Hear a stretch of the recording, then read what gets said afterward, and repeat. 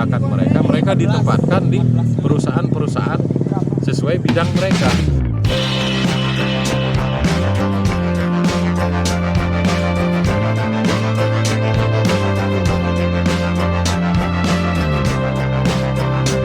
Baik pemirsa, saat ini saya sedang berada di seputaran Peraya. Kali ini kita akan meliput kegiatan yang diadakan oleh lembaga pelatihan yang bernaung di SMK Rahmatullahi Tinggi. Kegiatan ini dalam rangka mengevaluasi kesiapan fisik dari peserta pelatihan persiapan magang ke Jepang. Untuk lebih detailnya seperti apa acara dalam kegiatan ini, mari kita wawancara salah satu sensei yang ikut serta dalam kegiatan ini.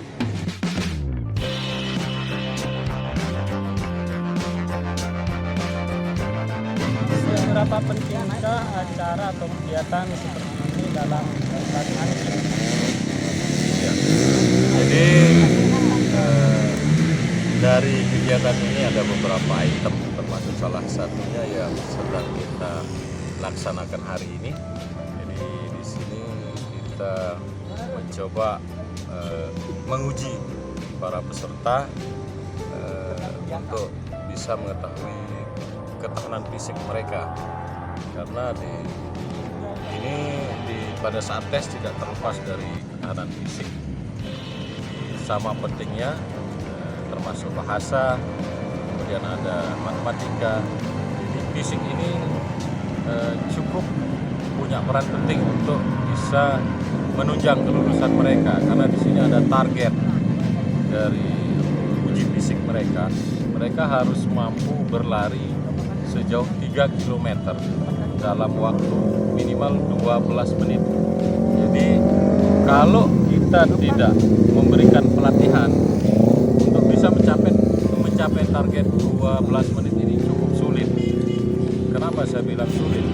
Karena adik-adik kita yang ikut ini rata-rata mungkin sudah jarang berolahraga. Sementara untuk mencapai target ini kita butuh latihan. Jadi saya yakin juga adik-adik kita yang mengikuti pelatihan ini mampu untuk mencapai target 12 kilo. Tapi dengan syarat mereka kita berikan pelatihan rutin, harus rutin berlari.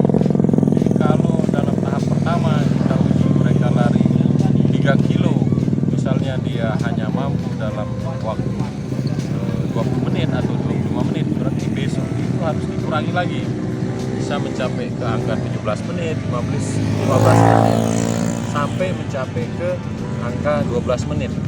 Tapi angka 12 menit ini pun harus kita press lagi supaya dia bisa mencapai 10 menit, sehingga resiko gagal di tes fisik ini akan bisa kita atasi. Untuk tes fisik. Jadi kesimpulannya kegiatan ini sangat penting. Ya. Kendala apa saja kan yang sensei temukan mungkin selama pelatihan ini? Nah, jadi kendala utama yang kita temukan ini disiplin dari adik-adik kita yang masih kurang. Tapi kita tidak menyalahkan juga, karena memang kebiasaan mereka, yang keseharian mereka. Kemudian ini kan adik-adik ini rata-rata sudah baru tamat sekolah. Jadi mungkin saatnya bermalas-malasan setelah sekian tahun dalam sekolah. Jadi itu kita harus rubah, termasuk juga satu kendala yang berarti dalam di tes ini. Dan kemudian perlu saya tambahkan kenapa tes fisik ini sangat diperlukan, karena negara tujuan mereka kita kirim ini negara ekstrim kalau dari segi cuaca, sehingga sangat tidak mungkin mereka yang fisiknya lemah akan mampu bertahan dengan situasi dan kondisi cuaca ekstrim. Makanya diharuskan mereka untuk fisiknya tahan. Nah, itulah yang kita godok sekarang untuk mencapai target apa yang digariskan oleh IMM selaku pelaku yang akan menerima dan memberangkatkan anak-anak kita. Sebagai sensei utamanya, Iya. bahkan tanggung jawabnya pelatihan ini, seberapa besarkah peluang mereka untuk lulus nanti? Ya. Jadi kalau peluang rata-rata sama, ya insya Allah bisa dilalui oleh adik-adik kita, karena sebelum mereka masuk di pelatihan ini, sebelumnya kita juga sudah mengecek mereka dari segi kesehatan. Jadi ada istilah pramedikal, ya kita tahu adik-adik ini tidak ada penyakit yang berarti. Kalaupun ada, kita bisa mengobati mereka, karena dari hasil cek medikal kemarin itu kita bisa temukan apa yang ada kendala pada adik-adik ini, termasuk ada penyakit kuning, kemudian ada hepatitis. Alhamdulillah adik-adik ini tidak ada yang penyakit kuning maupun hepatitis, termasuk corona masuk dicek, kemudian HIV itu tak ada. Jadi kalau dari medikal awal atau pramedikal ini rata-rata semua sudah oke, sudah lulus. Jadi tinggal kita memperbaiki saja sebenarnya. Jadi kita tingkatkan kemampuan adik-adik ini untuk mencapai target yang ditentukan. Ya. Berarti mereka sangat berpeluang untuk lulus tes. Ya, peluang mereka sangat besar untuk lulus tes.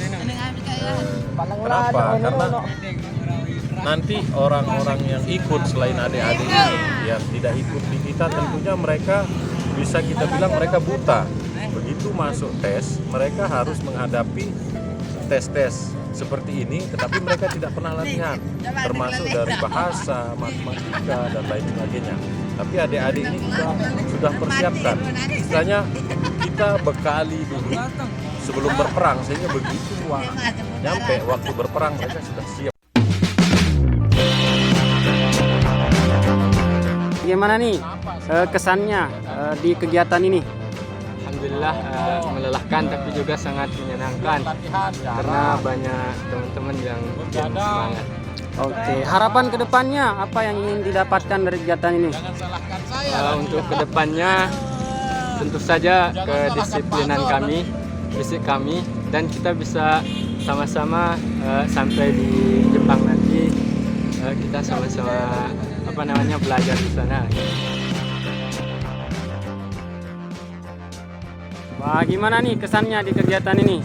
Alhamdulillah enak, tapi fisik kurang mendukung, makanya kita belajar sama-sama menjadi yang terbaik sukses untuk masa depan. Seberapa besar ini harapannya berhasil?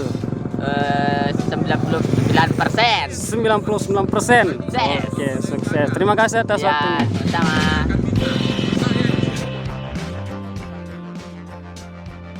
Kesannya mengikuti kegiatan seperti ini? Kegiatan seperti ini lumayan melelahkan, tapi suasana yang gitu enak. Apa yang membuat adik ikut atau gabung seperti ini? Padahal tadi katanya melelahkan. Semangat apa yang membuat adik ikut?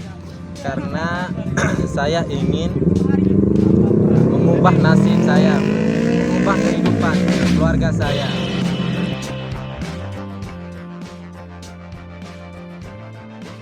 Gimana nih kesannya mengikuti kegiatan ini? Sangat-sangat luar biasa dan sangat membutuhkan perjuangan Saya sangat senang. yang ekstra, perjuangan yang terus berjuang. Harapan terbesarnya ke depan apa ini? Harapan saya adalah bisa berangkat ke sana dan mengangkat ekonomi keluarga. Dan intinya bisa sukses lah. Gimana nih kesannya di acara ini? Sangat menyenangkan Sangat menyenangkan. karena bertemu teman. Oh iya, kedepannya ini apa rencana besar yang ingin dicapai mengikuti acara seperti ini? Latihan tetap. Latihan tetap. Oke, sukses ya. Selamat sore Sensei. Iya, selamat sore. Konnichiwa. Konnichiwa. Bagaimana ini kabarnya? Alhamdulillah baik-baik saja. Acara seperti ini, kesan Sensei seperti apa?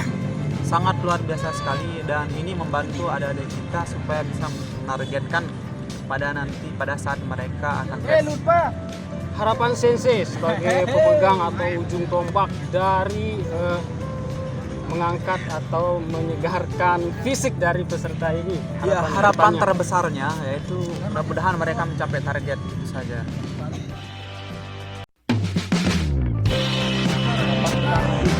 Ya, harapan saya sebanyak mungkin pemuda NTB ini bisa mengikuti program ini, karena program ini kebetulan saya sendiri mengalami sebagai kelinci percobaan dari pemerintah dulu di tahun yang sudah cukup lama, di tahun 1993 itu saya mendapat program pelatihan ini.